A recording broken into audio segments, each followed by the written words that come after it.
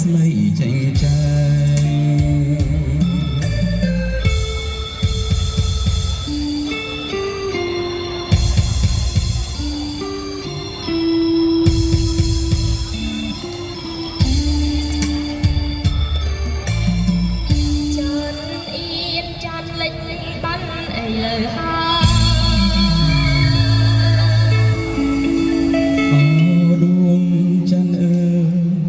ចាន់គុំចំបាគុំដឹកចោលខ្ញុំឲ្យនៅម្នាក់ឯង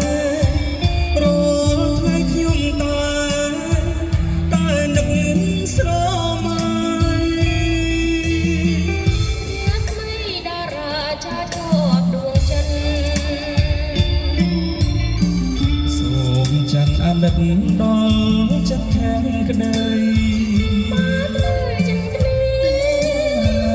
មានតែក៏ឯង